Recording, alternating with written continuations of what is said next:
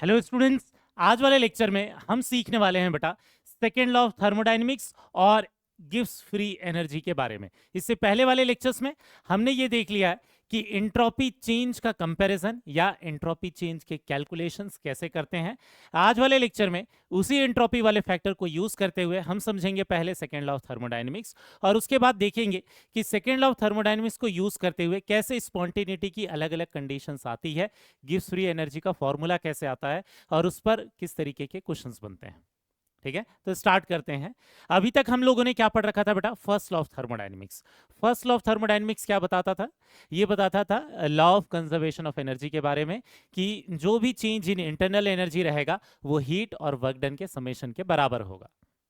ठीक है, लेकिन कौन सी रिएक्शन पॉसिबल होगी या कौन सी रिएक्शन पॉसिबल नहीं होगी, इसके लिए कंडीशन प्रोवाइड करता है कौन बेटा? Second law of thermodynamics. ठीक है, तो सेकेंड लॉ ऑफ थर्मोडायनेमिक्स के स्टेटमेंट बहुत सारे हैं, हम दो तीन जनरल स्टेटमेंट देखने वाले हैं और उसका एक मेन स्टेटमेंट है जो कि क्या है? इन एनी स्पॉन्टेनियस प्रोसेस, मतलब ये कंडीशन बता रहा है किसके लिए? स्पॉन्टेनियस प्रोसेस के लिए बेटा। आगे क्या लिखा है? The total entropy of the universe increases. मतलब ये क्या कह रहा है कि स्पॉन्टेनियस प्रोसेस के लिए, ठीक है ना, स्पॉन्टेनियस प्रोसेस के लिए एंट्रोपी ऑफ यूनिवर्स जो है वो हमेशा क्या होना चाहिए? बढ़ना चाहिए। मतलब डेल्टा एस यूनिवर्स क्या हो जाएगा? Greater than zero. मतलब change in entropy greater than zero होना चाहिए, पॉजिटिव आना चाहिए। ठीक है ना? डेल्टा एस यूनिवर्स कहने का मतलब क्या है? इसका मतलब है delta S system plus delta S surrounding. ये मेन स्टेटमेंट है किसका? सेकेंड लॉ ऑफ थर्मोडायनेमिक्स का। अब सेकेंड लॉ ऑफ थर्मोडायनेमिक्स को बहुत सारे अलग अलग स्टेटमेंट के फॉर्म में भी हम लिखते हैं, फिजिक्स में भी कई बार अलग अलग स्टेटमेंट के फॉर्म में लिखते हैं, लेकिन वो सारे स्टेटमेंट, वो सारे कंक्लूजन्स जो हैं वो इसी स्टेटमेंट से निकल कर आए हैं। क्या? कि किसी भी स्पॉन्टेनियस प्रोसेस के लिए इंट्रोपी चेंज यूनिवर्स का, ध्यान रखना बेटा, ना तो सिस्टम का ना ही सराउंडिंग का, दोनों के समेशन का वैल्यू जो रहेगा, सिस्टम का इंट्रोपी चेंज और सराउंडिंग के इंट्रोपी चेंज की जो समेशन के बाद जो वैल्यू आएगी वो ग्रेटर देन जीरो होना चाहिए। इसमें डेल्टा एस सिस्टम निगेटिव हो सकता है, डेल्टा एस सराउंडिंग निगेटिव हो सकता है, लेकिन टोटल वैल्यू क्या होनी चाहिए? पॉजिटिव होनी चाहिए। समझ में आया? तो जितनी भी हमारी स्पॉन्टेनिटी की जो कंडीशंस निकल कर आती हैं, ठीक है, वो इसी सेकेंड लॉ ऑफ थर्मोडायनेमिक्स से निकल कर आती है। ध्यान रखना बेटा, अगर वो बोल रहा है कि delta S system greater than zero हो जाने से स्पॉन्टेनियस हो जाएगा, ऐसा नहीं है। ठीक है ना? अगर सिर्फ डेल्टा एस देख रहे हैं कि ग्रेटर देन जीरो वाला स्पॉन्टेनियस देख रहे हैं, तो फिर वो डेल्टा एस किसका होगा बेटा? यूनिवर्स का होगा। ठीक है, अब इसी चीज से बहुत सारे दूसरे कंक्लूजन्स निकल कर आए हैं। जैसे एक दूसरा स्टेटमेंट भी हम लिख सकते हैं सेकेंड लॉ ऑफ थर्मोडायनेमिक्स से, जो कि नॉर्मली फिजिक्स में ज्यादा पढ़ते हैं हम। क्या? Heat can not spontaneously flow from a colder body to a hotter body. कहने का मतलब हमेशा उस ऑब्जेक्ट से हीट फ्लो होता है जिसका टेम्परेचर ज्यादा है, और उस ऑब्जेक्ट की तरफ फ्लो होता है जिसका टेम्परेचर कम होता है। ठीक है, तो हॉटर बॉडी से कोल्डर बॉडी की तरफ क्या होता है? हीट फ्लो होता है, अपोजिट नहीं होता। अपोजिट अपने आप नहीं होगा। ठीक है, मतलब ये बोल रहा है कि स्पॉन्टेनियसली, ठीक है ना, कोल्डर बॉडी से हॉटर बॉडी की तरफ जो हीट है वो फ्लो नहीं होगा, क्योंकि ऐसे केस में अगर ऐसा होता है तो डेल्टा एस यूनिवर्स क्या हो जाएगा? लेस देन जीरो, और delta S universe less than zero spontaneous reaction में पॉसिबल नहीं है। ठीक है, और एक तीसरा स्टेटमेंट भी लिखा हुआ रहता है कई बार, it is impossible to create a heat engine that converts all heat into work in a cycle. ठीक है, तो एक साइक्लिक प्रोसेस में पूरी तरीके से हम हीट को वर्क में कन्वर्ट नहीं कर सकते। हाँ, वर्क को हीट में कन्वर्ट करना अलग बात है, लेकिन सेकेंड लॉ ऑफ थर्मोडायनेमिक्स के अकॉर्डिंग पूरी तरीके से हीट को वर्क में अपने आप कन्वर्ट नहीं कर सकते। ठीक है, तो ये दूसरे डिराइव्ड स्टेटमेंट है। केमिस्ट्री के लिए जो इंपॉर्टेंट है, केमिस्ट्री के पॉइंट ऑफ व्यू से, वो हमारा पहला वाला स्टेटमेंट इंपॉर्टेंट है बेटा। क्या? कि जो पूरे यूनिवर्स की जो एंट्रोपी रहेगी वो ग्रेटर देन जीरो रहेगी स्पॉन्टेनियस रिएक्शंस के लिए। ठीक है, लेकिन अब इसमें प्रॉब्लमेटिक पार्ट क्या है? इसमें प्रॉब्लमेटिक पार्ट ये है कि इसमें डेल्टा एस सराउंडिंग भी है। हम लोगों ने फॉर्मूला जरूर पढ़ रखा था डेल्टा एस सराउंडिंग निकालने के लिए लास्ट वाले लेक्चर में, लेकिन डेल्टा एस सराउंडिंग निकालना हमेशा प्रॉब्लमेटिक रहेगा, क्योंकि हमारे सारे ऑब्जर्वेशन कहां पर रहते हैं बेटा? सिस्टम के अंदर रहते हैं। ठीक है ना। तो जब हम डेल्टा एस यूनिवर्स निकालना चाहते हैं तो हम सिस्टम के लिए तो एंट्रोपी चेंज बहुत इजीली निकाल लेंगे, क्योंकि हमारे सारे ऑब्जर्वेशन सिस्टम से रिलेटेड होते हैं। सराउंडिंग में हम ऑब्जर्वेशंस नहीं लेते हैं, लेकिन यहाँ डेल्टा एस सराउंडिंग लिखा हुआ है, तो हम करते क्या है, ये जो डेल्टा एस यूनिवर्स जो है, ये डेल्टा एस यूनिवर्स को और क्या लिख देते हैं बेटा, डेल्टा एस टोटल भी लिख देते हैं, सिस्टम और सराउंडिंग का टोटल भी लिख देते हैं। तो डेल्टा एस टोटल की वैल्यू को हम किसी एक दूसरे पैरामीटर में कन्वर्ट कर देते हैं, जिससे हमें ये सराउंडिंग पर कोई कैलकुलेशन करना ना पड़े। समझ में आया, सराउंडिंग के लिए कोई ज्यादा ऑब्जर्वेशन लेने की जरूरत ना पड़े, और इसीलिए हम क्या करते हैं, ये जो डेल्टा एस यूनिवर्स है इसको एक दूसरे पैरामीटर में कन्वर्ट कर देते हैं, जिसे क्या बोलते हैं बेटा, गिब्स फ्री एनर्जी। ठीक है, और फिर उस गिब्स फ्री एनर्जी के हिसाब से कैसे स्पॉन्टेनिटी बताते हैं ये बाद में देखेंगे, पहले उसका डेरिवेशन देख लेते हैं किस तरीके से होता है। तो नेक्स्ट देखने वाले गिब्स फ्री एनर्जी, इसका मीनिंग क्या होता है ये भी पढ़ेंगे, लेकिन पहले ये देख लेते हैं कि ये गिब्स फ्री एनर्जी कैसे सेकेंड लॉ ऑफ थर्मोडायनेमिक्स से निकल कर आया है। तो अभी हम लोगों ने क्या बोला बेटा, कि जो डेल्टा एस यूनिवर्स होता है, या डेल्टा एस यूनिवर्स को और क्या बोल रहे हैं हम, डेल्टा एस टोटल जो होता है, ये किसका टोटल होता है, delta S of system plus delta S of surrounding. ठीक है ना, इन दोनों का समेशन होता है।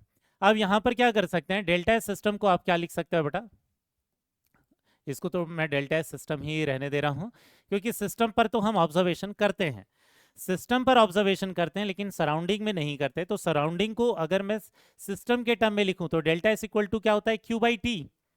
ठीक है ना, डेल्टा एस सराउंडिंग को क्या लिख सकते हैं, क्यू सराउंडिंग बाई टी, और इसी को हम क्या लिख सकते हैं, minus delta H system by T. ठीक है ना, तो यहां हमने इसको लास्ट वाले लेक्चर में भी पढ़ा था कि सिस्टम जितना लूज करता है हीट, सराउंडिंग उतना ही गेन करेगा, या सिस्टम जितना गेन करेगा सराउंडिंग उतना ही लॉस करेगा। मतलब सराउंडिंग के लिए जो हीट रहेगा वो क्या रहेगा, minus of delta H system रहेगा, और delta H divide by T यही क्या हो जाता है, डेल्टा एस हो जाता है। तो डेल्टा एस सराउंडिंग को सिस्टम के टर्म में हम कुछ ऐसे लिख सकते हैं, बस यहाँ माइनस साइन लगा दिया क्योंकि सिस्टम लिखा हुआ है। ठीक है, इसको लास्ट वाले लेक्चर में हमने डिस्कस किया हुआ है बेटा इस पार्ट को। ठीक है, अब ये क्या हो जाएगा, ये हो जाएगा डेल्टा एस टोटल। ठीक, अब यहाँ ध्यान देना, इसको हम क्या कर रहे हैं, माइनस टी से सबको मल्टीप्लाई कर दे रहे हैं, तो ये क्या हो जाएगा, minus T delta S total या delta S universe equal to minus T delta S system, minus T से मल्टीप्लाई कर दिया तो ये कितना हो जाएगा, plus delta H of system. समझ में आ गया बेटा। अब ये जो माइनस टी डेल्टा एस जो वाला जो पार्ट है, इस minus T delta S total को हम क्या लिख देते हैं, इसे लिख देते हैं डेल्टा जी इक्वल टू, उसे क्या लिख देंगे बेटा, डेल्टा एच माइनस क्या लिख देंगे, टी डेल्टा एस। ये एक फॉर्मूला हो गया जो कि हमें क्या करता है, गिब्स फ्री एनर्जी निकालने में हेल्प करता है किसी भी रिएक्शन के लिए। ठीक है, तो किसी भी रिएक्शन में हम गिब्स फ्री एनर्जी निकालने के लिए क्या यूज करते हैं, एक इंथैल्पी का डाटा यूज करते हैं, एक डेल्टा एस का डाटा यूज करते हैं, और एक टेम्परेचर का डाटा यूज करते हैं। इसको गिब्स हेल्महोल्ट्ज इक्वेशन भी बोलते हैं हम लोग। ठीक है ना, इसे क्या बोलते हैं बेटा, इसे हम बोलते हैं गिब्स हेल्महोल्ट्ज इक्वेशन भी बोल सकते हैं। ठीक है, अब यहां पर इस फॉर्मूले से देखकर आपको यह समझ में आ गया होगा कि इस फॉर्मूले में जो हम वैल्यूज पुट अप कर रहे हैं वो डेल्टा एच भी सिस्टम का है, डेल्टा एस भी सिस्टम का है। ठीक है ना, ये भी सिस्टम का है और ये डेल्टा एस भी सिस्टम का है। सराउंडिंग के लिए केवल ये टेम्परेचर है, बाकी और कोई डाटा नहीं है, तो टेम्परेचर निकालना तो बहुत आसान होता है। मतलब हम डेल्टा एस सराउंडिंग ना निकालते हुए केवल सिस्टम के लिए डेल्टा एच और डेल्टा एस की वैल्यू लिखकर डेल्टा जी की वैल्यू निकाल सकते हैं। ठीक है, और ये जो डेल्टा जी है इसे ही हम क्या बोलते हैं, गिब्स फ्री एनर्जी बोलते हैं। ठीक है बेटा, ये गिब्स फ्री एनर्जी बोलते हैं। अब ये जो गिब्स फ्री एनर्जी है ये कहां से आया, इस minus T delta S total से आया है। तो इसको हम कैसे डिफाइन करते हैं, इस डेल्टा जी को डिफाइन करते हैं, ये एनर्जी का वो पार्ट है, मतलब सिस्टम के अंदर अलग अलग तरीके की एनर्जी हो सकती है, उसकी पूरी जो कंप्लीट एनर्जी रहेगी उसमें से एनर्जी का वो पार्ट जिसको हम यूजफुल वर्क में कन्वर्ट कर पाएंगे, उस एनर्जी के पार्ट को हम क्या बोलते हैं बेटा, गिब्स फ्री एनर्जी। तो एक्चुअल में गिब्स फ्री एनर्जी हम कैसे डिफाइन करते हैं, ये क्या है, energy of system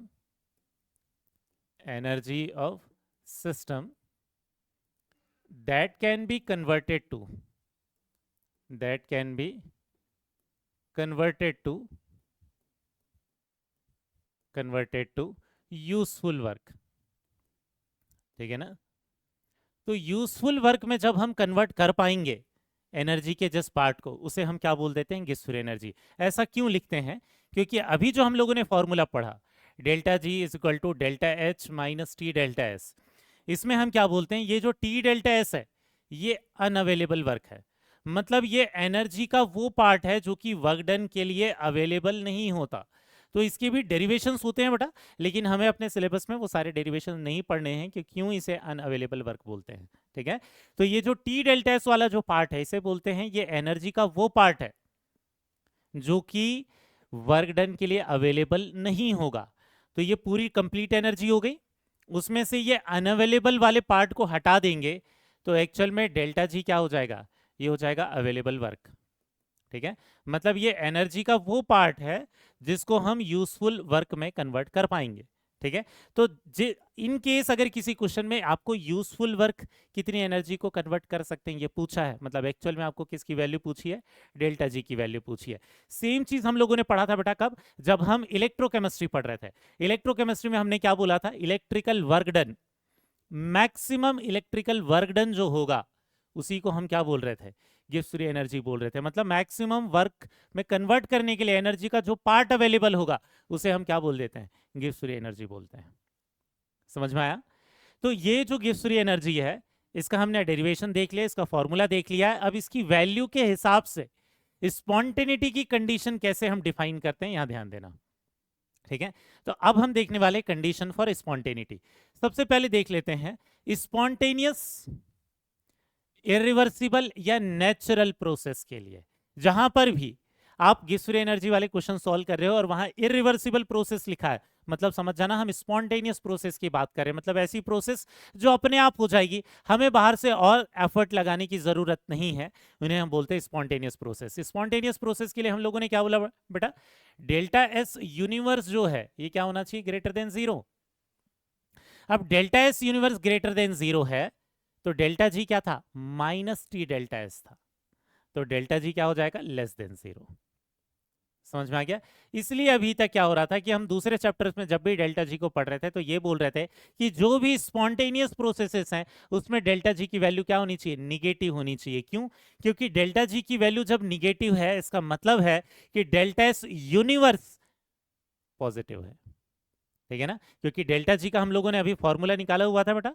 delta G का फॉर्मूला किससे आया? माइनस टी डेल्टा एस से।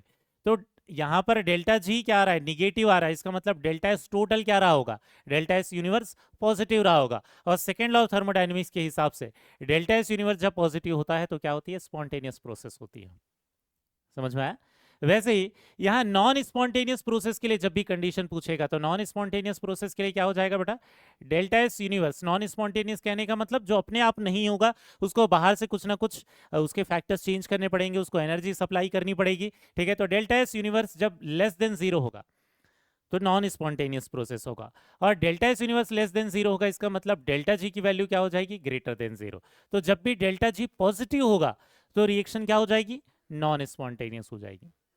लेकिन एक केस ऐसा भी आता है जिसमें क्या रहता है? रिएक्शन में इक्विलिब्रियम मेंटेन रहता है। नेट कोई भी एक डायरेक्शन में रिएक्शन नहीं हो रही होती। फॉरवर्ड डायरेक्शन में जितनी रिएक्शन हो रही होगी बैकवर्ड डायरेक्शन में भी उतनी ही रिएक्शन हो रही होगी। उसको हम क्या बोलते हैं? कि वो रिएक्शन इक्विलिब्रियम में मेंटेन्ड है। इक्विलिब्रियम में अगर मेंटेन्ड है तो ऐसे केस में डेल्टा एस यूनिवर्स क्या हो जाएगा बेटा? Delta S universe will be equal to zero, या इसी को हम क्या बोल सकते हैं कि डेल्टा जी की वैल्यू भी क्या हो जाएगी? जीरो। ठीक है? तो ध्यान रखना कि रिएक्शन के लिए डेल्टा जी की वैल्यू जीरो हो जाएगी जब वो रिएक्शन इक्विलिब्रियम में रहेगा। लेकिन ध्यान देना डेल्टा जी बोल रहे हैं हम, जी नहीं। ठीक है? एग्जांपल के लिए जैसे ये रिएक्शन है ए टू बी, ठीक है, ये अगर इक्विलिब्रियम मेंटेन्ड है तो एट इक्विलिब्रियम, इस चीज को ध्यान देना बेटा, इस पर थ्योरेटिकल क्वेश्चन भी बनते हैं। ठीक है? एट इक्विलिब्रियम हम क्या बोलेंगे? डेल्टा जी की वैल्यू जीरो है, डेल्टा जी नॉट नहीं। ध्यान रखना डेल्टा जी नॉट, हमने इलेक्ट्रोकेमिस्ट्री में भी ये कंडीशन पढ़ रखी थी। डेल्टा जी जीरो होता है, ठीक है ना? डेल्टा जी नॉट नहीं, डेल्टा जी नॉट जीरो नहीं होगा। दूसरी चीज, ये जो डेल्टा जी जीरो है, इसका मतलब ये नहीं कि इसका गिब्स एनर्जी भी जीरो हो जाएगा। उसका मतलब ये है कि गिब्स एनर्जी ऑफ ए और गिब्स एनर्जी ऑफ बी, ये दोनों बराबर होंगे, लेकिन इनकी वैल्यू जीरो नहीं होगी। इन दोनों का डिफरेंस जीरो होगा। ठीक है ना, किसी भी रिएक्शन में Gibbs energy of product minus Gibbs energy of reactant जब हम कर देंगे तो वो जीरो आएगा। डिफरेंस डेल्टा जी, समझ में आ रहा है? तो हम कभी भी गिब्स एनर्जी नहीं निकालते, हमेशा डेल्टा जी निकाला करते हैं।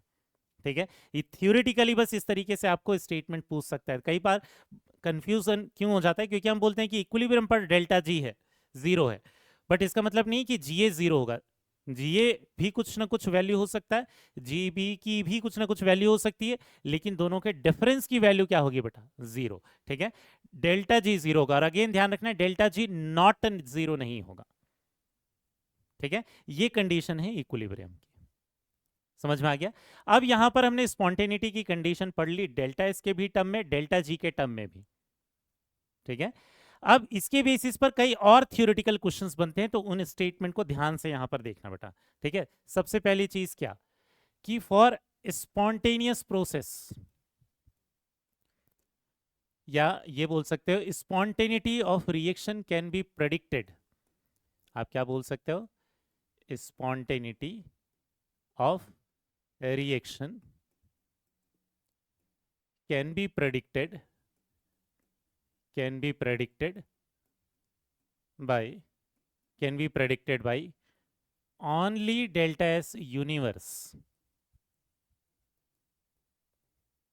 ठीक है, डेल्टा एस यूनिवर्स अगर क्वेश्चन में दिया है तो उसके डाटा से हम स्पॉन्टेनिटी प्रेडिक्ट कर सकते हैं, हमें किसी और डाटा की जरूरत नहीं है। लेकिन अगर आपको डेल्टा एस सिस्टम दिया है, ठीक है ना, लेकिन अगर आपको डेल्टा एस सिस्टम दिया है तो इससे आप प्रेडिक्ट नहीं कर सकते। अगर आपके पास डेल्टा एस सिस्टम दिया है तो इसके साथ आपको डेल्टा एच के डाटा की भी जरूरत पड़ेगी स्पॉन्टेनिटी प्रेडिक्ट करने के लिए।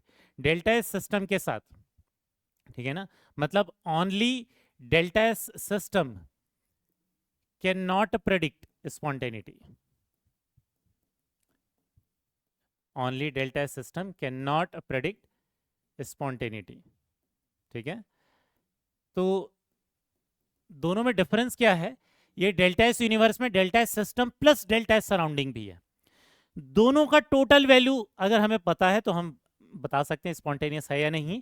अकेले डेल्टा एस सिस्टम से नहीं बता सकते। डेल्टा एस सिस्टम के साथ, ठीक है, डेल्टा एस सिस्टम के साथ डेल्टा एच भी पता रहना चाहिए। डेल्टा एच, एक मिनट बेटा, delta H should be known, delta H should be known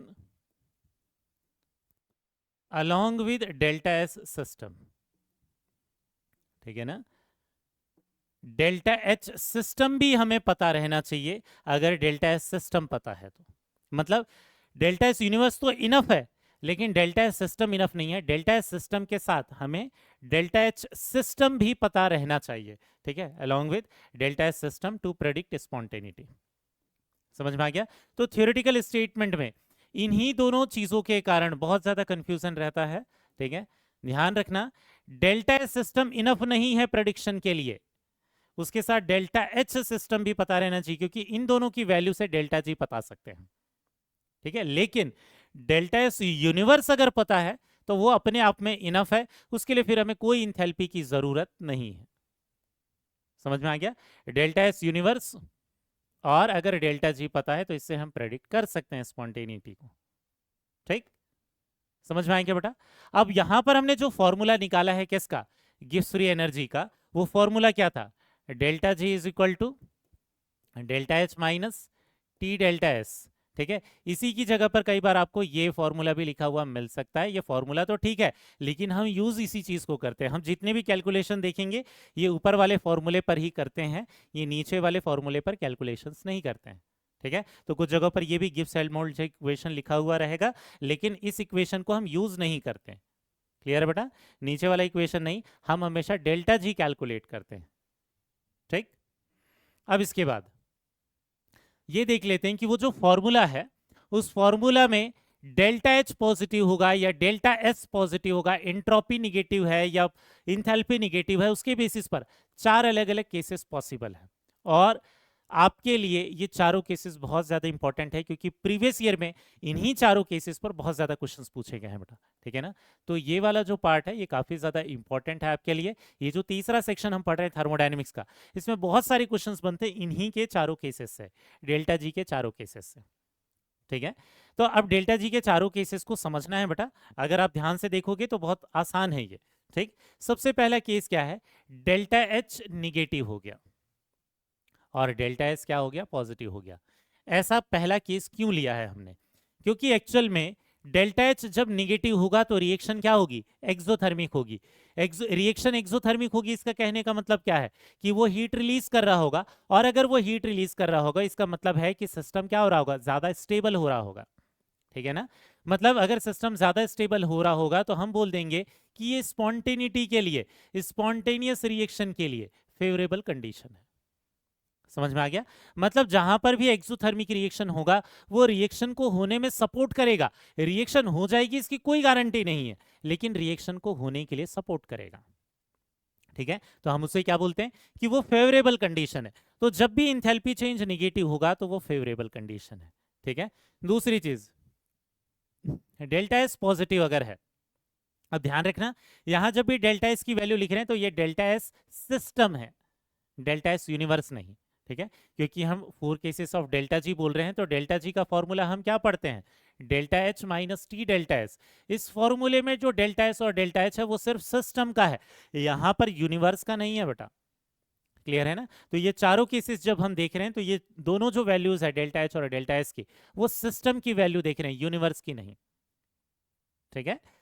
तो ध्यान रखना डेल्टा एस जब पॉजिटिव है, जब सिस्टम की एंट्रोपी बढ़ रही है तो ये भी फेवरेबल कंडीशन है, क्योंकि जहां एंट्रोपी बढ़ती है वो कंडीशन फेवरेबल होती है, ठीक है ना। तो ये क्या है, ये फेवरेबल कंडीशन है, ठीक है ना। तो हम ऐसा बोल सकते हैं सेकेंड लॉ ऑफ थर्मोडायनेमिक्स से कि एंट्रोपी भी, यूनिवर्स भी ऐसी चीजों को सपोर्ट करता है जिसकी एंट्रोपी बढ़ रही हो, जिसमें डिसऑर्डरनेस ज्यादा आ रहा हो, ठीक है ना। तो यहां पर ध्यान देना कि डेल्टा एच निगेटिव ये भी फेवरेबल है, डेल्टा एस पॉजिटिव ये भी फेवरेबल है, दोनों ही कंडीशन रिएक्शन को होने के लिए सपोर्ट कर रहे हैं, ठीक है।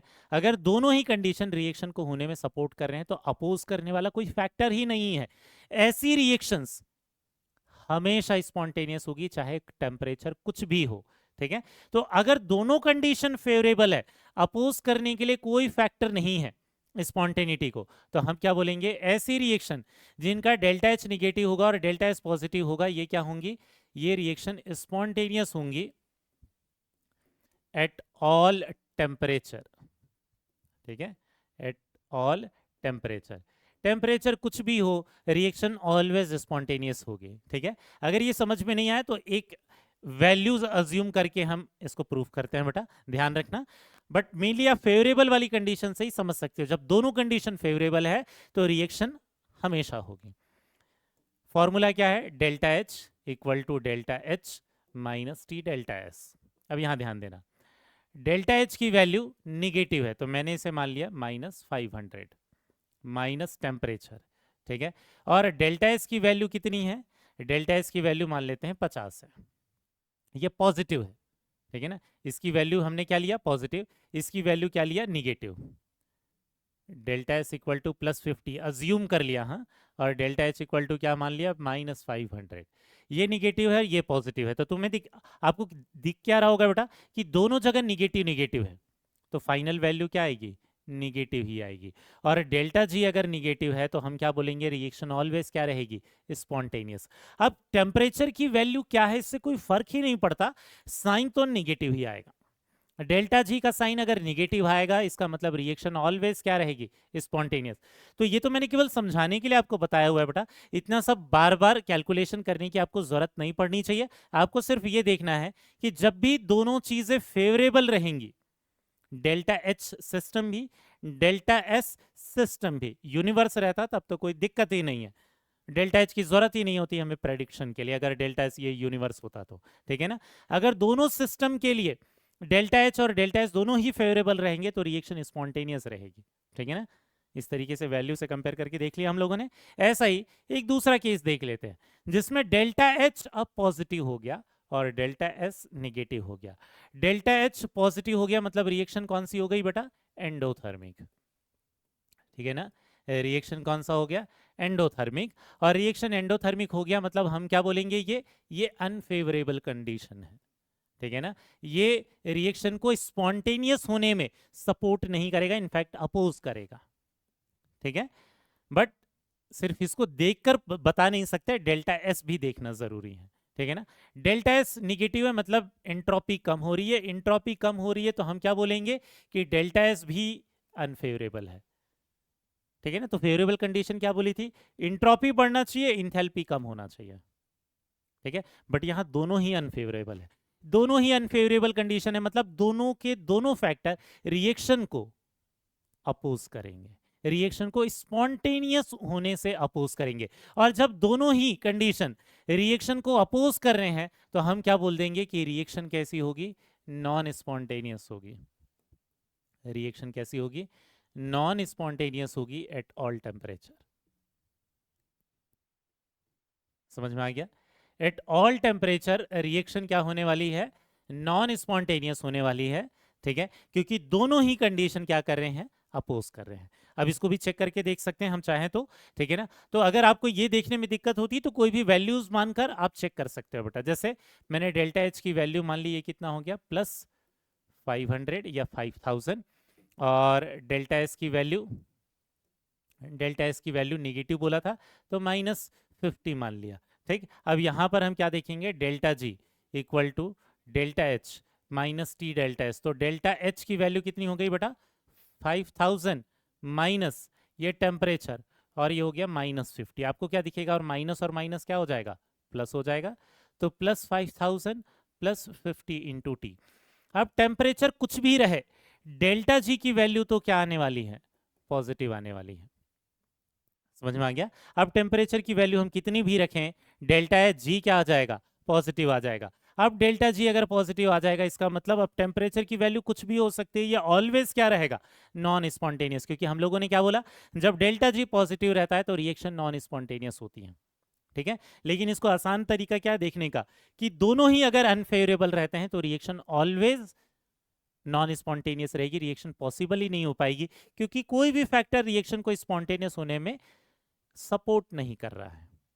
समझ में आ गया बेटा, ये तो हो गया दूसरा केस। तीसरा केस क्या हो सकता है, तीसरा केस हो सकता है जिसमें डेल्टा एच पॉजिटिव हो जाए और डेल्टा एस भी पॉजिटिव हो जाए। अब यहां से आपको क्या दिखेगा, ये एंडोथर्मिक रिएक्शन है, ये अनफेवरेबल कंडीशन है, ठीक है ना, ये अनफेवरेबल कंडीशन है, ठीक है। और डेल्टा एस पॉजिटिव है, इसका मतलब ये क्या है, ये फेवरेबल कंडीशन है। अब आपको क्या दिखेगा, ये जो तीसरा केस है, इस तीसरे केस में दिखेगा कि एक फैक्टर सपोर्ट कर रहा है, एक फैक्टर अपोज कर रहा है। मतलब अब फिर ये टेम्परेचर पर डिपेंड करने लगेगा कि कहां पर स्पॉन्टेनियस होगा और कहां पर नॉन स्पॉन्टेनियस होगा, ठीक है ना।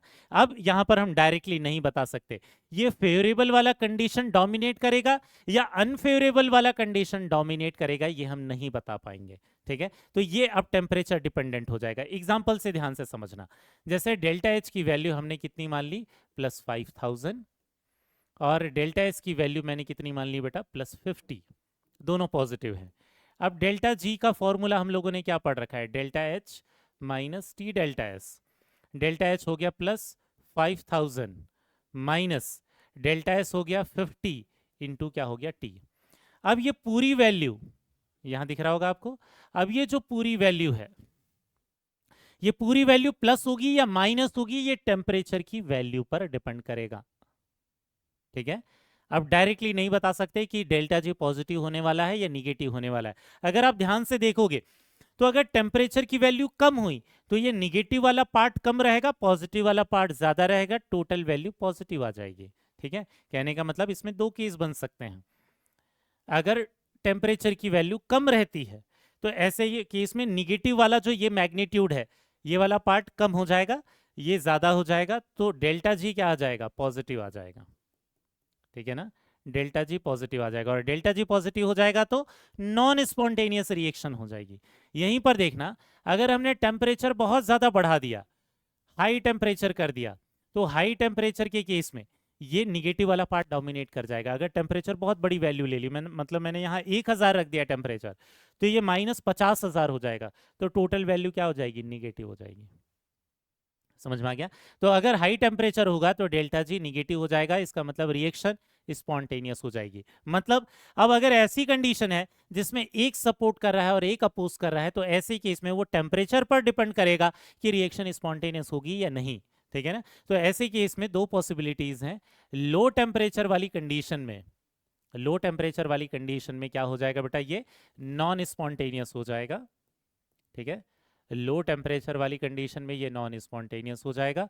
और हाई टेम्परेचर वाली कंडीशन में जब टेम्परेचर बहुत बढ़ा देंगे तो ऐसे केस में क्या हो जाएगा, ये स्पॉन्टेनियस हो जाएगा। ठीक है, और बीच में कोई ऐसा एक टेम्परेचर रहेगा जिसमें इक्विलिब्रियम पर वो रहेगा। ठीक है ना? तो बहुत लो टेम्परेचर पर नॉन स्पॉन्टेनियस, बहुत हाई टेम्परेचर पर स्पॉन्टेनियस, बीच में ऐसा कोई एक टेम्परेचर रहेगा, एक कोई इंटरमीडिएट टेम्परेचर रहेगा जिसमें ये क्या रहेगा बेटा, पूरी रिएक्शन ये इक्विलिब्रियम में रहेगी। समझ में आए क्या? ठीक है, तो यहां क्या दिख रहा है, जब एक फैक्टर सपोर्ट कर रहा है और एक फैक्टर अपोज कर रहा है तो दोनों पॉसिबिलिटीज हैं। अब वो डिपेंड करेगा टेम्परेचर पर, और बीच में कोई ना कोई एक टेम्परेचर ऐसा आएगा जिसमें डेल्टा जी की वैल्यू क्या हो जाएगी, 0 हो जाएगी। ठीक है ना? डेल्टा जी की वैल्यू 0 हो जाएगी और वहां पर इक्विलिब्रियम में रिएक्शन हो जाएगी। ठीक, तो ये इक्विलिब्रियम वाला पार्ट तो हम बाद में भी पढ़ेंगे। ठीक है, अभी मेनली आपको ध्यान रखना है कि लोअर टेम्परेचर पर ये वाले केस में नॉन स्पॉन्टेनियस और हाई टेम्परेचर पर स्पॉन्टेनियस। इसी का अपोजिट एक और देख लेते हैं बेटा। इसी का अपोजिट क्या हो गया, delta G negative. Delta G negative कहने का मतलब क्या है, ये कंडीशन क्या हो जाएगी, फेवरेबल कंडीशन हो गई, इंथैल्पी कम हो रही है। लेकिन डेल्टा एस भी निगेटिव, इंट्रोपी कम हो रही है, ये क्या हो जाएगी, अनफेवरेबल कंडीशन हो जाएगी। अगर ये अनफेवरेबल कंडीशन हो जाती है तो ऐसे केस में क्या होगा, अब एक सपोर्ट कर रहा है और एक अपोज कर रहा है, फिर से अगेन अब ये डिपेंड करेगा टेम्परेचर पर। ठीक है, कैसे डिपेंड करेगा, फिर से वैल्यूज अज्यूम कर लेते हैं। डेल्टा एच मान लेते हैं -5000 था।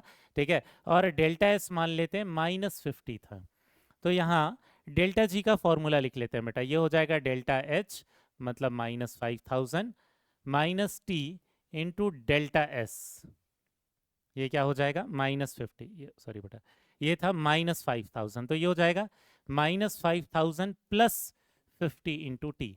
अब अगर आप ध्यान से देखोगे तो यहाँ पर फिर से ये टेम्परेचर की वैल्यू डिसाइड करेगा कि टोटल डेल्टा जी की वैल्यू पॉजिटिव होनी है या निगेटिव होनी है। ठीक है, यहाँ फिर से केस देख लेते हैं। इन केस अगर लो टेम्परेचर हुआ, लो टेम्परेचर हुआ तो पॉजिटिव वाला पार्ट कम रहेगा, निगेटिव वाले का मैग्नीट्यूड ज्यादा रहेगा, दोनों का समेशन निगेटिव ही आएगा। तो लो टेम्परेचर पर डेल्टा जी निगेटिव हो जाएगा। और यहीं पर जब टेम्परेचर हाई कर देंगे तो हाई टेम्परेचर पर क्या होगा बेटा, ये पॉजिटिव वाला पार्ट बहुत बड़ी वैल्यू हो जाएगी और ये पॉजिटिव वाला पार्ट बहुत बड़ी वैल्यू हो जाएगी, तो दोनों का समेशन, माइनस और प्लस का समेशन प्लस आएगा क्योंकि प्लस वाला पार्ट बड़ा है। तो हाई टेम्परेचर पर डेल्टा जी यहाँ क्या हो जाएगा, पॉजिटिव। तो हम क्या लिख सकते हैं, थर्ड वाले केस का जस्ट अपोजिट है ये। ठीक है, यहाँ पर क्या हो जाएगा, लो टेम्परेचर पर रिएक्शन क्या रहेगी, स्पॉन्टेनियस। लो टेम्परेचर पर रिएक्शन होगी स्पॉन्टेनियस, और हाई टेम्परेचर पर रिएक्शन कैसी रहेगी, नॉन स्पॉन्टेनियस। तो आपको दिख रहा है कि ये जो थर्ड और फोर्थ वाला जो केस है ये दोनों एक दूसरे के अपोजिट हैं। वहां लो टेम्परेचर पर नॉन स्पॉन्टेनियस था और हाई टेम्परेचर पर स्पॉन्टेनियस था।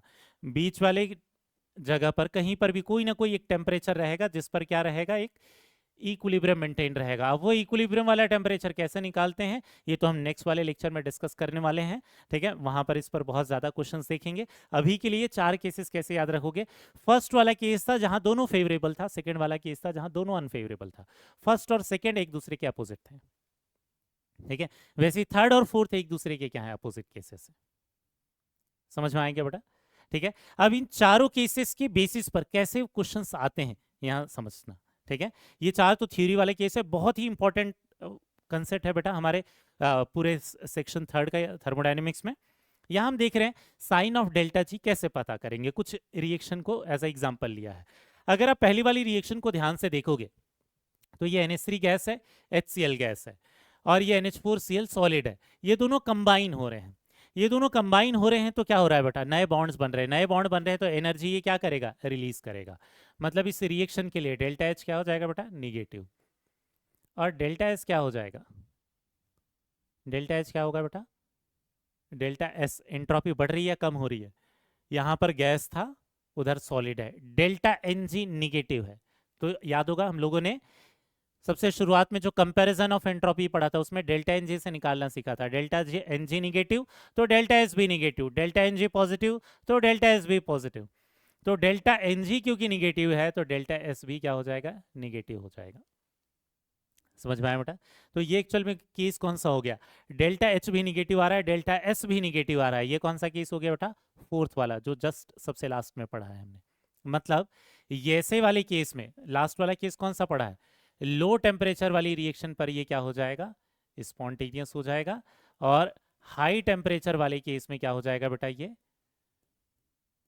नॉन स्पॉन्टेनियस हो जाएगा। मतलब ये रिएक्शन नहीं होगी अगर टेम्परेचर बहुत ज़्यादा बढ़ा देते हैं। कहने का मतलब लो टेम्परेचर वाली कंडीशन पर डेल्टा जी क्या हो जाएगा बेटा, निगेटिव, और बहुत ज़्यादा हाई टेम्परेचर वाली कंडीशन पर डेल्टा जी क्या हो जाएगा, पॉजिटिव। समझ में आए। तो आप डेल्टा जी का साइन निकाल सकते हो, लेकिन यहाँ पर डेल्टा जी का साइन टेम्परेचर डिपेंडेंट होगा। स्पॉन्टेनिटी की कंडीशन टेम्परेचर डिपेंडेंट रहेगी, ठीक है ना। तो ये कुछ कैसा केस है, कुछ इसी तरीके से। तो अगर आपको ये डायरेक्टली फेवरेबल अनफेवरेबल देखकर नहीं बनता तो कोई भी वैल्यूज अज्यूम करके ये कंपैरिजन कर सकते हो कि लोअर टेम्परेचर पर निगेटिव आ रहा है या हायर टेम्परेचर पर निगेटिव आ रहा है। ठीक है बेटा, समझ में आया क्या। तो इस तरीके से आपको क्वेश्चन देता है, कोई भी एक रिएक्शन दे देगा, अगर उसकी इंथैल्पी बहुत आसान है निकालना तो ऐसे केस में वो क्वेश्चन में इंथैल्पी की वैल्यूज नहीं देगा। आपको पता रहना चाहिए कि डेल्टा H की वैल्यू यहाँ पर क्या होने वाली है जनरल रिएक्शन के लिए। अगर कोई कॉम्प्लिकेटेड रिएक्शन आती है तो उसकी इंथैल्पी वो देकर रखेगा क्वेश्चन में बेटा। ठीक है, यहाँ क्लियर क्यों था, क्योंकि यहाँ नए बॉन्ड बन रहे थे और आयनिक बॉन्ड बन रहे थे, बहुत स्ट्रॉन्गर बॉन्ड होते हैं वहां पर आयनिक बॉन्ड बनते हैं तो एनर्जी रिलीज होती है। तो वहाँ डेल्टा H का साइन निकालना आसान था। तो पहले डेल्टा H और डेल्टा S दोनों का साइन देखते हैं, उसके बाद डेल्टा G का साइन निकालते हैं। ठीक है ना, इसके बेसिस पर। अब यहाँ नेक्स्ट वाले क्वेश्चन को देखना बेटा। नेक्स्ट वाली रिएक्शन क्या है, ये H2O सॉलिड से हम कन्वर्ट कर रहे हैं किसमें, H2O लिक्विड में। मतलब क्या है, आइस को कन्वर्ट कर रहे हैं लिक्विड वाटर में। आइस क्या करता है, हीट एब्जॉर्ब करके लिक्विड वाटर में कन्वर्ट होता है। मतलब इसका जो डेल्टा H है ये क्या रहेगा बेटा, ये डेल्टा H पॉजिटिव रहेगा, क्योंकि रिएक्शन क्या है, एंडोथर्मिक। आइस जब लिक्विड वाटर में कन्वर्ट होगा तो ये क्या हो जाएगा, एंडोथर्मिक। यहीं पर डेल्टा S क्या हो जाएगा, जब सॉलिड लिक्विड में कन्वर्ट हो रहा है तो मूवमेंट बढ़ता है, रैंडमनेस बढ़ रही है, रैंडमनेस बढ़ रही है, तो डेल्टा S क्या हो जाएगा, पॉजिटिव। अब आपको दिखाई देगा यहाँ दोनों ही वैल्यूज क्या है, पॉजिटिव है। ये कौन सा केस हो गया बेटा, ये थर्ड वाला केस है।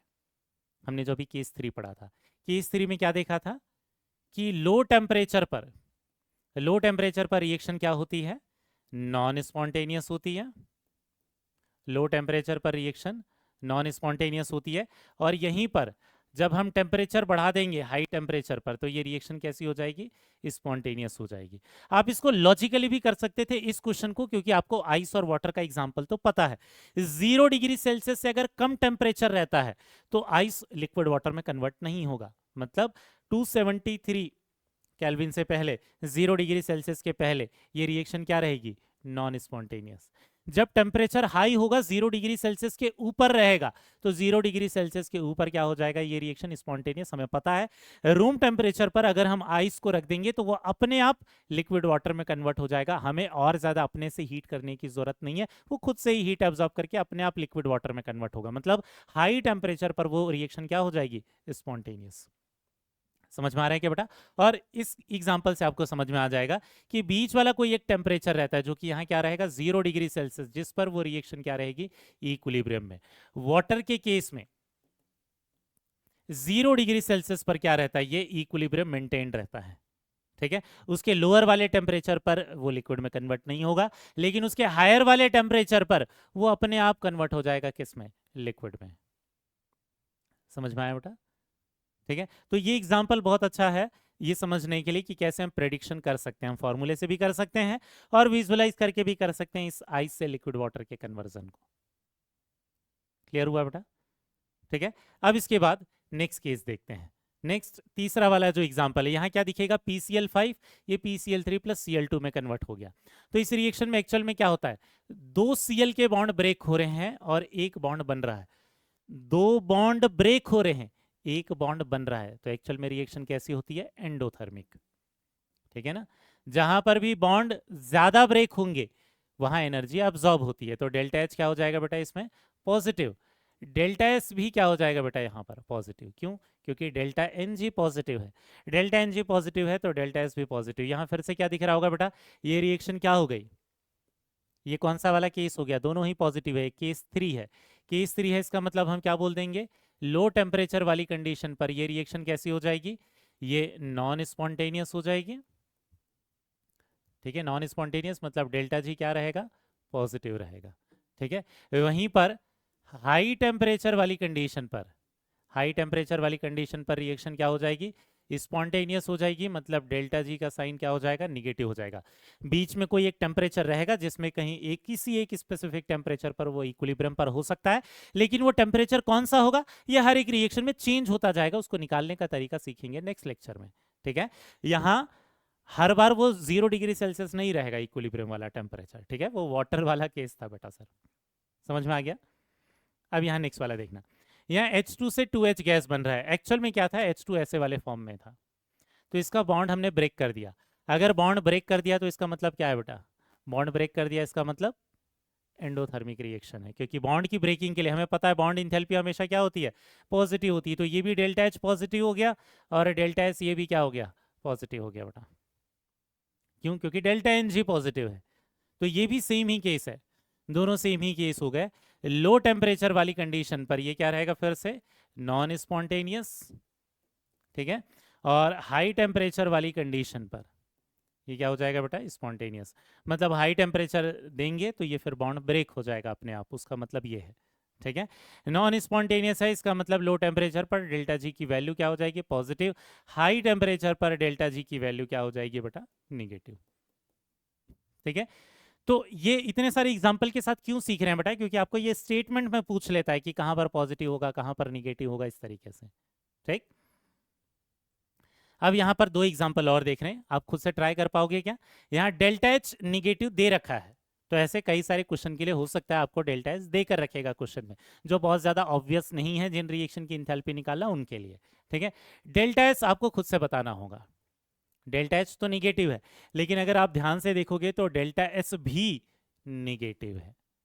क्यों निगेटिव है बेटा, क्योंकि यहाँ पर डेल्टा एन जी निगेटिव है, तो डेल्टा एच भी निगेटिव है, डेल्टा एस भी निगेटिव है। तो यहाँ आपको क्या दिखाई दे रहा होगा, दोनों निगेटिव है। दोनों निगेटिव है मतलब कौन सा केस हो गया, फोर्थ वाला केस हो गया। फोर्थ वाला केस हो गया, इसका मतलब क्या हो जाएगा कि लो टेम्परेचर पर रिएक्शन क्या हो जाएगी, स्पॉन्टेनियस। ठीक है, और हाई टेम्परेचर पर रिएक्शन क्या हो जाएगी बेटा, हाई टेम्परेचर पर क्या हो जाएगी, नॉन स्पॉन्टेनियस। समझ में आया, स्पॉन्टेनियस हो जाएगी मतलब लो टेम्परेचर पर डेल्टा जी की वैल्यू क्या रहेगी, लेस देन 0 या निगेटिव, और यहाँ पर डेल्टा जी की वैल्यू ग्रेटर देन 0 या पॉजिटिव। समझ में आया। सिक्स वाला केस देखना, यहाँ डेल्टा एच पॉजिटिव दे रखा है, डेल्टा एच क्या है बेटा, नियरली 0 है। क्यों, क्योंकि डेल्टा एन जी 0 है। ठीक, अब अगर आप देखोगे तो यहाँ क्या हो जाएगा, delta G is equal to delta H minus T delta S, ये पार्ट ही 0 हो गया, डेल्टा एच क्या हो गया, +50। मतलब ये रिएक्शन कैसी हो जाएगी फिर, नॉन स्पॉन्टेनियस, क्योंकि डेल्टा एस से फर्क ही नहीं पड़ रहा, वो तो लगभग नेग्लिजिबल है। ठीक है, दूसरा, अगर यहीं पर क्वेश्चन में क्या दिया रहता, अगर यहीं पर दिया रहता है -50, तो डेल्टा एस तो नियरली 0 होता, डेल्टा एस नियरली 0 होता और डेल्टा एच क्या हो जाएगा, -50। ऐसे केस में रिएक्शन क्या हो जाती है, ऑलवेज स्पॉन्टेनियस हो जाती है, फिर टेम्परेचर पर फर्क नहीं पड़ता क्योंकि डेल्टा एस तो 0 हो गया, ये वाला फैक्टर ही 0 हो गया। समझ में आ गया बेटा। तो कई बार ऐसा हो सकता है कि डेल्टा एच और डेल्टा एस आपको डायरेक्टली इस तरीके से दे दे क्वेश्चन में, और कई बार ऐसा हो सकता है कि जो बहुत ज्यादा ऑब्वियस रिएक्शन होगी, जैसे आइस वाटर में कन्वर्ट हो रहा है, ऐसी रिएक्शन के लिए वो आपको डेल्टा एच नहीं देगा, वो आपको पता रहना चाहिए। समझ में आया। ठीक है, अब सबसे लास्ट आ जाते हैं किस पर, कौन सी थ्योरी पर, इसके बाद क्वेश्चंस पर चलेंगे बेटा। नेक्स्ट वाली जो थ्योरी है वो क्या है, ग्राफ हमें कैसे प्लॉट करना है गिब्स एनर्जी वर्सेस टेम्परेचर का। ठीक है, तो एक अलग अलग केसेस ले रहे हैं। पहला वाला एग्जांपल अगर आप ध्यान से देखोगे तो यहाँ कार्बन सॉलिड, ये हाफ ऑक्सीजन गैस, ये सीओ में कन्वर्ट हो रहा है। ये एक तरीके की कंबशन की रिएक्शन है, इनकम्प्लीट कंबशन है लेकिन। और सारी कंबशन रिएक्शन क्या होती है, एक्सोथर्मिक होती है, मतलब डेल्टा एच क्या हो जाएगा, निगेटिव। दूसरी चीज डेल्टा एस क्या हो जाएगा, डेल्टा एस क्या हो जाएगा, अगर आप ध्यान से देखोगे तो डेल्टा एन जी पॉजिटिव है, 1 - हाफ, ये तो सॉलिड है बेटा, सॉलिड को देखने की जरूरत नहीं है, 1 - half plus half, plus half आ रहा है, मतलब डेल्टा एस क्या हो जाएगा, पॉजिटिव। अब हम क्या करेंगे, इसके साइन को पुटअप करेंगे डेल्टा जी के फॉर्मूले में, और फिर स्ट्रेट लाइन का ग्राफ देखेंगे कि स्लोप पॉजिटिव है या इंटरसेप्ट पॉजिटिव है या कौन निगेटिव है। ठीक है, फॉर्मूला क्या होता है, delta G is equal to delta H minus T delta S. Delta H क्या है, निगेटिव है, मतलब ये माइनस वाली वैल्यू है। ठीक है, माइनस डेल्टा एच हो गया, ये समझ में आ रहा है, ये minus T delta S, delta S तो पॉजिटिव हो गया, तो ये माइनस माइनस ऐसा रहेगा। ठीक है, अब अगर आप ध्यान से देखोगे तो हम जो ग्राफ प्लॉट करने वाले हैं, इसमें डेल्टा जी कौन से एक्सिस पर है, वाई एक्सिस पर है। टेम्परेचर कौन से एक्सिस पर है बेटा, एक्स एक्सिस पर है। यहाँ पर माइनस डेल्टा एच, ये क्या हो जाएगा, ये इंटरसेप्ट हो जाएगा, ये निगेटिव इंटरसेप्ट है। और यहाँ पर निगेटिव दिख रहा है, ये माइनस डेल्टा एस दिख रहा है, मतलब ये क्या हो जाएगा, निगेटिव स्लोप आ रहा है ये। ठीक है ना, y is equal to M X plus C से कंपेयर कर सकते हो आप, y is equal to M X plus C से कंपेयर कर रहे हो तो इंटरसेप्ट भी निगेटिव आ रहा है और स्लोप भी निगेटिव आ रहा है। इंटरसेप्ट निगेटिव आ रहा है, इसका मतलब क्या है बेटा, इंटरसेप्ट निगेटिव आ रहा है, इसका मतलब ये है कि ये जीरो के नीचे कहीं से कट करके स्टार्ट करेंगे हम। और स्लोप भी निगेटिव है, कहने का मतलब ये जो लाइन है ये नीचे की तरफ जाएगी इस तरीके से, समझ में आएगा। तो इस तरीके से ग्राफ होगा जिसमें वो ग्राफ ओरिजिन के नीचे होगा। तो वाई एक्सिस पर डेल्टा जी लिया था हम लोगों ने और एक्स एक्सिस पर टेम्परेचर लिया था। तो हर बार आप स्ट्रेट लाइन की equation y is equal to M X plus C से ये साइन को देखकर, इंटरसेप्ट और स्लोप के साइन को देखकर आप ये बता सकते हो कि ग्राफ कैसा प्लॉट होना चाहिए। समझ में आया क्या। वैसे ही दूसरा एग्जाम्पल देखते हैं यहाँ बेटा। दूसरा एग्जाम्पल देखना, यहाँ CO प्लस हाफ O2 क्या लिखा हुआ है, ये बना रहा है CO2 गैस। अब पहली चीज, ये भी कंबशन वाली रिएक्शन ही, CO का कंबशन हो रहा है। कंबशन वाली रिएक्शन में क्या होता है, डेल्टा एच निगेटिव होता है। ठीक है, डेल्टा एच क्या हो जाएगा बेटा, अगर आप ध्यान से देखोगे तो ये 1 है, ये हाफ है, वो 1 है, 1 - 1 - हाफ, माइनस हाफ आ रहा है, तो डेल्टा एस निगेटिव हो गया। ठीक है, अब इससे जब हम ग्राफ बनाना चाहते हैं तो फिर से डेल्टा जी का फॉर्मूला लिखेंगे, delta H minus T delta H, sign put up कर देते हैं यहाँ पर, डेल्टा एच निगेटिव है तो ये माइनस डेल्टा एच हो गया, माइनस यहाँ पर क्या हो गया, टेम्परेचर, और डेल्टा एस निगेटिव हुआ तो ये माइनस डेल्टा एस हो गया। तो इसको फाइनली क्या लिख सकते हैं, माइनस डेल्टा एच, और ये माइनस और minus plus T delta S हो गया बेटा। ठीक है, अब इसको आप कंपेयर करोगे तो एक्चुअल में ये तो कौन से एक्सिस में हो गया, वाई एक्सिस में हो गया, ये इंटरसेप्ट है। ठीक है, ये टी है एक्स एक्सिस में, तो ये प्लस डेल्टा एस क्या हो जाएगा, ये एम हो जाएगा, ये स्लोप है, स्लोप क्या दिख रहा है, पॉजिटिव है बेटा। समझ में आ रहा है, तो यहां पर क्या दिख रहा है, इंटरसेप्ट निगेटिव है लेकिन स्लोप पॉजिटिव है। तो इंटरसेप्ट निगेटिव है मतलब यहां से कहीं से स्टार्ट होगा, बट स्लोप पॉजिटिव है मतलब ये स्ट्रेट लाइन कहां जाएगी बेटा, ऊपर की तरफ जाएगी। समझ में आया, तो कुछ इस तरीके का ग्राफ बनेगा। ठीक है, इस रिएक्शन के लिए मतलब डेल्टा जी वर्सेस टेम्परेचर, नीचे जाते हुए ग्राफ भी आ सकता है, ऊपर आते हुए ग्राफ भी आ सकता है। समझ में आ रहा है बेटा। अब एक लास्ट एग्जांपल देख लेते हैं, बहुत ही यूनिक एग्जांपल है ये। यहाँ देखना, ये कार्बन प्लस O2, ये तो सॉलिड है और कंबशन हो रहा है, तो डेल्टा एच यहाँ पर भी क्या होगा, निगेटिव होगा। और डेल्टा एस किससे देखोगे, डेल्टा एन जी से। अब डेल्टा एन जी क्या दिख रहा है बेटा, जीरो। अगर डेल्टा एन जी जीरो दिख रहा है तो डेल्टा एस भी हम क्या ले लेंगे, जीरो ले लेंगे। अब यहाँ पर ग्राफ देखना, यहाँ पर ग्राफ हो जाएगा delta H equal to delta H minus T delta S. Delta G Y axis में हो गया, एक मिनट वैल्यूज रख देते हैं, डेल्टा एच हो गया माइनस डेल्टा एच और माइनस टी इंटू जीरो, ये तो जीरो है तो ये पूरी तरीके से कैंसल आउट ही हो गया। ठीक है ना, तो डेल्टा जी की वैल्यू क्या आ जाएगी, माइनस डेल्टा एच के बराबर आ जाएगी। अब अगर आप ध्यान से देखोगे तो यहाँ सिर्फ इंटरसेप्ट ही बचता है बेटा, टेम्परेचर वाला तो पार्ट ही गया, मतलब डेल्टा जी कांस्टेंट रहेगा और किसके बराबर रहेगा, माइनस डेल्टा एच के बराबर रहेगा।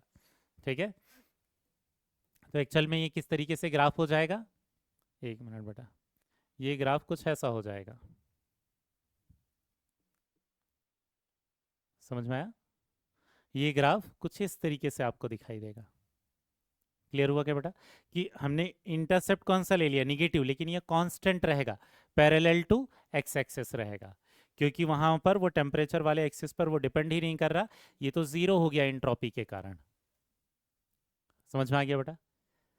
तो अभी आज वाले लेक्चर में हमने क्या देख लिया, सेकेंड लॉ ऑफ थर्मोडायनेमिक्स, उससे डेल्टा जी कैसे आया है, ठीक है, और डेल्टा जी की डेफिनेशन क्या है, स्पॉन्टेनिटी की कंडीशन क्या है, 4 केसेस डेल्टा जी के कौन से हैं, और ये देख लिया है कि इसका ग्राफ कैसे निकालते हैं।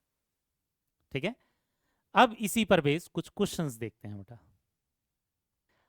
क्वेश्चंस देखना बहुत सिंपल तरीके के क्वेश्चंस हैं, क्योंकि इसके जो न्यूमेरिकल वाले जो क्वेश्चंस रहेंगे वो डिटेल में कितने तरीके के बनते हैं वो नेक्स्ट वाले लेक्चर में डिस्कस करेंगे, सारे तरीके के। अभी सिर्फ थ्योरेटिकल क्वेश्चंस, सिंपल क्वेश्चंस ले रहे हैं जो हमने थ्योरी पढ़ी है आज की, उसी पर बेस्ड। सबसे पहले क्या है, इन एनी नेचुरल प्रोसेस मतलब spontaneous process the entropy of universe tends towards maximum, क्योंकि यही कौन सा लॉ है बेटा, सेकेंड लॉ ऑफ थर्मोडायनेमिक्स है। ठीक है, नेक्स्ट क्वेश्चन क्या है, which of the following describes the criteria of spontaneity. Delta H greater than zero से होने से कुछ फर्क नहीं पड़ेगा, डेल्टा एच इनफ नहीं है, डेल्टा एच टोटल अगर ग्रेटर देन जीरो रहता है तो ये स्पॉन्टेनियस हो जाएगा। समझ में आ गया, मतलब सेकंड वाला ऑप्शन सही है। Third, delta G greater than zero अगर रहता है तो वो तो नॉन स्पॉन्टेनियस प्रोसेस होगा। ठीक, इसके बाद नेक्स्ट क्वेश्चन क्या बोल रहा है, identify the correct statement regarding entropy. Actual में थर्ड लॉ ऑफ थर्मोडायनेमिक्स का स्टेटमेंट है, at absolute zero temperature entropy of a perfectly crystalline substance is taken to be zero. यही स्टेटमेंट करेक्ट है बेटा। इससे पहले वाले लेक्चर में हमने थर्ड लॉ ऑफ थर्मोडायनेमिक्स का स्टेटमेंट पढ़ा था। ठीक, इसके बाद नेक्स्ट स्टेटमेंट क्या है, at equilibrium condition the value of Gibbs free energy change delta G is equal to zero. Delta G not नहीं, डेल्टा जी लेकिन जीरो रहेगा इक्विलिब्रियम पर। ठीक है, नेक्स्ट क्वेश्चन क्या है बेटा, identify the correct statement for change of गिव्स energy for a system at constant temperature and pressure. पहला दिया है, if delta G system is equal to zero the system is still moving in a particular direction, नहीं, equilibrium पर होता है delta जी zero होगा तो।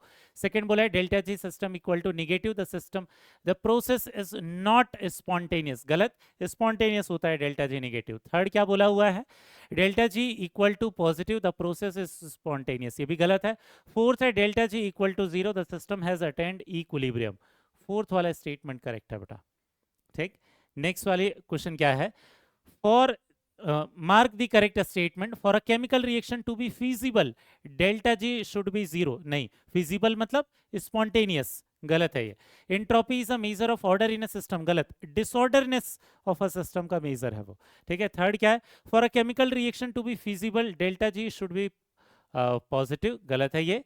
The total energy of an isolated system is constant, यही सही हो सकता है फोर्थ वाला। आइसोलेटेड सिस्टम किसको बोला था बेटा हमने, जो ना कि सराउंडिंग के साथ ना तो अपना मास ट्रांसफर कर रहा है और ना ही एनर्जी ट्रांसफर कर रहा है। अगर एनर्जी का ट्रांसफर ही नहीं हो रहा है तो इसके अंदर जो एनर्जी रहेगी वो हमेशा क्या रहेगी, कांस्टेंट रहेगी। ठीक, इसके बाद नेक्स्ट वाला स्टेटमेंट क्या है, reaction occurs spontaneously if T delta S equal to delta H. Formula क्या है हमारा, delta G is equal to delta H minus T delta S. अगर दोनों ही बराबर होंगे तो डेल्टा जी क्या हो जाएगा, जीरो, और रिएक्शन हो जाएगी इक्विलिब्रियम पर। पहला तो गलत है। नेक्स्ट दूसरा क्या बोला है, second, T delta S greater than delta H and both are positive, दोनों ही पॉजिटिव हैं, लेकिन इसका मैग्नीट्यूड अगर ज्यादा है तो ये माइनस साइन के कारण डेल्टा जी निगेटिव हो जाएगा और रिएक्शन क्या हो जाएगी, स्पॉन्टेनियस, मतलब सेकेंड वाला स्टेटमेंट करेक्ट है। ठीक है, थर्ड वाला तो गलत हो जाएगा। और fourth, T delta S greater than delta H and delta H is positive and delta S R negative, ये तो गलत हो जाएगा, दोनों ही वैल्यू पॉजिटिव होगी तो डेल्टा जी पॉजिटिव हो जाएगा इस केस में, तो फोर्थ भी गलत है, सेकंड वाला ही करेक्ट आ जाएगा। नेक्स्ट क्या है, the occurrence of reaction is impossible, मतलब रिएक्शन कभी भी नहीं होगी, कब, जब डेल्टा एच और डेल्टा एस दोनों ही अनफेवरेबल होंगे। मतलब अनफेवरेबल कब होगा? जब डेल्टा एच पॉजिटिव होगा और डेल्टा एस निगेटिव होगा। तो दोनों ही कंडीशन रिएक्शन को होने से अपोज कर रही है, अनफेवरेबल कंडीशन है। मतलब ये सेकंड वाला केस हो गया बेटा, रिएक्शन ऑलवेज क्या रहेगी? इम्पॉसिबल, फिर टेम्परेचर कितना भी कर दे। नेक्स्ट क्वेश्चन क्या है बेटा? For an endothermic reaction, reaction will be spontaneous. Endothermic reaction कहने का मतलब क्या है? डेल्टा एच क्या हो जाएगा? पॉजिटिव। अब अगर रिएक्शन को क्या होना है? स्पॉन्टेनियस, तो ऐसे केस में क्या होना चाहिए? माइनस वाला पार्ट डोमिनेट करना चाहिए। ये तो वैसे ही पॉजिटिव है, ये माइनस होने के लिए डेल्टा एस तो पॉजिटिव ही होना चाहिए, क्योंकि अगर डेल्टा एस निगेटिव हो गया तो माइनस माइनस प्लस हो जाएगा, रिएक्शन ऑलवेज इम्पॉसिबल हो जाएगी। तो इसको स्पॉन्टेनियस होने के लिए टी डेल्टा एस का मैग्नीट्यूड ज्यादा होना चाहिए और डेल्टा एस पॉजिटिव होना जरूरी है, वरना माइनस ही नहीं आएगा डेल्टा जी। ठीक है, तो delta G must be negative, but वो ऑप्शन है नहीं। Delta S must be positive, यही वाला ऑप्शन है। ठीक है बेटा, अगर कोई ऑप्शन होता है delta ji must be negative तो वो ज्यादा अप्रोप्रिएट है। क्यों? क्योंकि यहाँ भी टेम्परेचर की कंडीशन नहीं दे रखी कि लोअर टेम्परेचर है या हायर टेम्परेचर है। ठीक है बेटा, लेकिन डेल्टा जी निगेटिव नहीं दिया है तो फिर ये फर्स्ट वाला ऑप्शन ही होगा करेक्ट। नेक्स्ट वाला क्वेश्चन देखते हैं क्या बोल रखा है।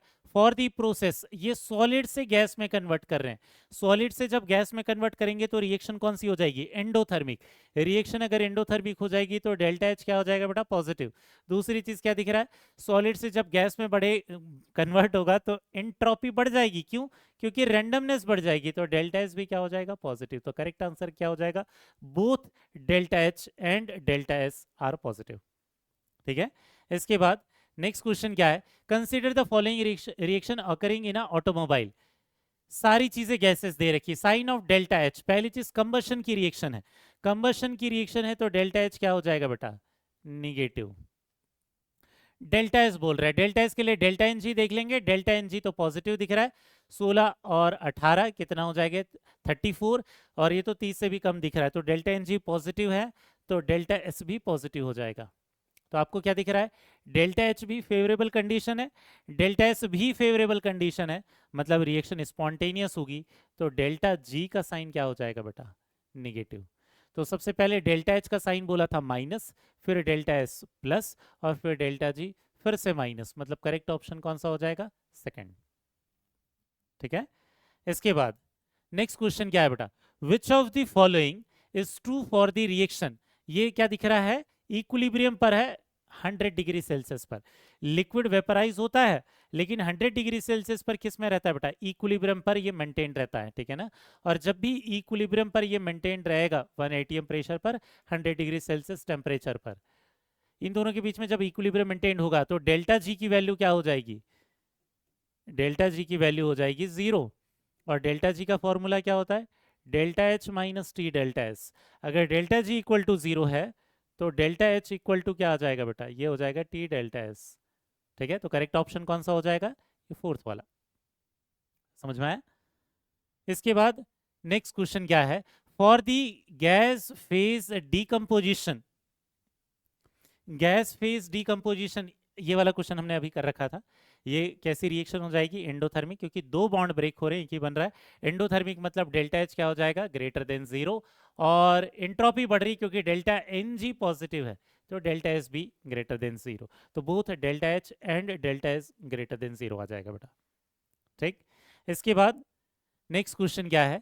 Delta ji for the reaction, ये रिएक्शन दे रखा है और इसकी डेल्टा जी की वैल्यू क्या है? माइनस में है। डेल्टा जी माइनस है मतलब रिएक्शन क्या होगी? स्पॉन्टेनियस। मतलब ये सिल्वर का ऑक्साइड अपने आप क्या होना चाहिए? ब्रेक हो जाना चाहिए। तो करेक्ट स्टेटमेंट हमें पूछा हुआ है, silver oxide decomposes to give silver and oxygen. ये करेक्ट स्टेटमेंट हो गया। अगर डेल्टा जी पॉजिटिव होता तो उसका डिकम्पोजिशन नहीं होता। समझ में आ गया? ठीक है, इसके बाद नेक्स्ट क्वेश्चन क्या है? Which of the following is true for this reaction. Delta H क्या दिख रहा है? पॉजिटिव दिख रहा है। ठीक है ना, डेल्टा एच पॉजिटिव मतलब एंडोथर्मिक रिएक्शन है। डेल्टा एस देखते हैं बेटा, डेल्टा एस क्या दिख रहा है? 5 माइनस 2 पॉजिटिव है, तो डेल्टा एस भी पॉजिटिव हो जाएगा। डेल्टा एन जी क्योंकि पॉजिटिव है, दोनों पॉजिटिव है, तो ये वाली तो फेवरेबल कंडीशन है। ठीक है ना, लेकिन ये फेवरेबल कंडीशन डेल्टा एच नहीं है, तो हम क्या बोलेंगे? Delta H opposes the reaction but delta S not favour set, ये फेवरेबल कंडीशन है, but delta H unfavourable condition है। ठीक है, इसके बाद नेक्स्ट क्वेश्चन क्या है, सबसे लास्ट क्वेश्चन है बेटा आज का। ये क्या बोल रखा है, for a reaction at 25 degree Celsius enthalpy change and entropy change, ये वैल्यू दे रखी है। हमें रिएक्शन पूछा है ये स्पॉन्टेनियस है या नॉन स्पॉन्टेनियस है, तो डेल्टा जी की वैल्यू निकाल लेंगे। फॉर्मूले में वैल्यूज पुट अप कर देंगे, delta H minus T delta S. Delta H कितना हो जाएगा, माइनस 11.7 इंटू 10⁻³ माइनस टेम्परेचर कितना हो गया, 298 केल्विन हो जाएगा ये 25 डिग्री सेल्सियस, तो मैं अप्रॉक्स ले रहा हूँ कितना, 300 केल्विन इंटू कर देते हैं 105, लेकिन ये माइनस 105 है, माइनस 11,700 हो जाएगा ये, और ये प्लस हो जाएगा 3 5 15, 3 कम 3, और ये 0।